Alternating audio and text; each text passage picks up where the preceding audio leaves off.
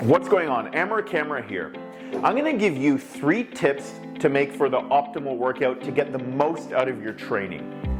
So the first tip is that you want to create the greatest amount of muscular challenge or muscular demand as possible. There's a tremendous difference between weightlifting and resistance training, or strength training and resistance training. What we do is called resistance training, where it's taking a path of most resistance. When you're doing weightlifting or when you're doing strength training, you're taking a path of least resistance because the goal is to lift the most amount of weight possible without fatiguing or without tiring out. When we do resistance training, we want to take your body to the point of fatigue, or we want to take your body to the point of failure. So when you do something you've already done before, it's not a challenge. Your body's already used to doing it. So what we need to learn how to do is take your body to the point where it's never done those reps before. So yes, we do prescribe reps and we do prescribe sets, and the numbers on the side of the dumbbell do mean something. But at the end of the day, those are just arbitrary numbers. They actually mean very little. It's just a baseline for you to work from. What you need to be aware of when you're training is you need to be consciously engaged in what you're doing. And what I mean by that is, when you're training, let's say you do 10 or 15 reps, and those 10 or 15 reps aren't that difficult. That means that your muscle is already capable of doing those reps. That's why it wasn't challenging. Therefore, if you never take your body outside of its comfort zone or outside what it's already accustomed to, it has no reason to adapt. You see, adaptation occurs as a result of disrupting what's normal. So you need to get to that point where you've already done all those reps that you can do and there's no pain, there's no challenge, it's not difficult. Then you're gonna start to feel your muscle burn, or you're gonna start to feel pain, or you're gonna start to get to that point close to fatigue. That's where you need to shut off your brain and you need to say, I'm gonna keep going. You tell your body to stop. Don't listen to the pain, don't listen to those feelings, don't listen to anything that's telling you to quit, because that's normal. That's your body saying, don't go outside of this. This is gonna cause damage. But on that other side of damage is what we're looking for. It's the reward of growth. It's the reward of building muscle. It's the reward of getting your muscle stronger.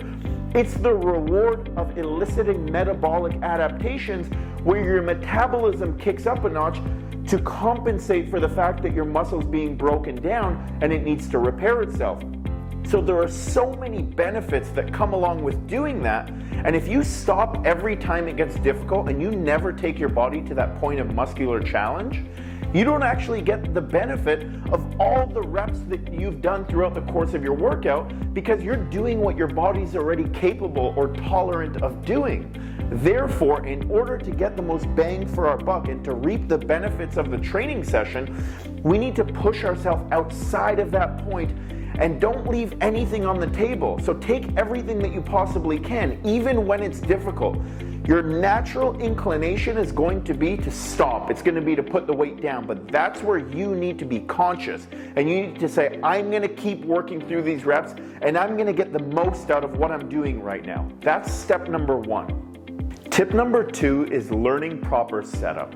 When I say setup, what I'm referring to is that the weight that you're lifting, or the line of resistance, or often known as line of force, is in line with the muscle fibers that you're training. So if you're doing a bicep curl, you want the weight to be directly in line with the direction that the muscle fibers are contracting to get the most out of what you're doing. If your setup is out of alignment, nothing is going to be right. You're not going to get the most bang for your buck. You're not going to get the most out of your workout.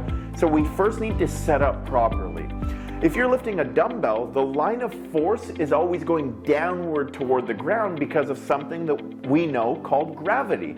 So there's something known as virtual guidance. If I was to take a dumbbell and lift it to the side of me, that dumbbell always wants to go downward toward the ground because of gravity. But if I'm using a cable or a band, that cable doesn't want to go downward, it wants to go back into the cable stack because that's where the line of force is. So we really need to understand the direction of the line of force to get the most out of our training. Alternatively, when you're doing a bicep curl, at the top of the bicep curl, that dumbbell wants to go down. Therefore, it's not creating such a great demand or a muscular challenge for the bicep in that position. So there are various places and positions that you need to move your body in order for you to get the most out of your workouts in every single position possible. Now, this is something that we're going to be going through over the course of watching these videos and learning the content that we're going to be uploading. Now, the third and final tip is one that's really important and something that I believe to be a bit more advanced. Some people do this without really realizing they're doing it because they're not so aware of it, but it's something subconscious. People that have played sports or have an athletic background are typically already pretty good at this because they have great kinesthetic awareness. They understand their body. They understand where their body is in space. So this is what I like to call intent. When your intent is in the workout, you're going to get the most out of what you're doing. So once your setup is correct and you're executing the movement properly, then your intent must be there. And that's what you're thinking about, or that's what you're intending to do throughout the course of the rep or throughout the course of the muscular contraction.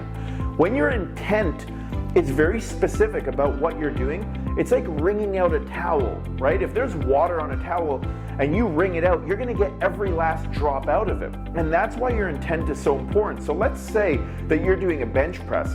There's different directions that you should be shoving your hands in order to maximally and optimally contract the muscle fibers of the pec so you get the most out of doing it. If you have no intent in your workout, often you'll go through reps and you'll get very little out of it and you won't understand why your body isn't changing. So you're going through the workout, and I could give you the best workout program in the world, and you'll go through it without intent, but you'll get so little out of it because what you're doing has no intention. Therefore, the muscles aren't contracting to the degree that they can contract, and you're getting so little out of the workout that it's not even worth doing. It's better that you learn the basic and fundamental principles of setting up your exercise, of creating optimal intent, and you'll have to do a lot less, and by doing a lot less, you'll get the most out of it. Often what I see with a lot of people is that they compensate for lack of understanding of training by doing more. And when I say more, it's high volume of training, a lot of reps, a lot of sets, a lot of frequency. They're just doing it so much, hoping something works. And I've been guilty of this myself. But when you learn how to resistance train properly, you're gonna get so much out of it. And as a result of it, you don't have to spend so much time training.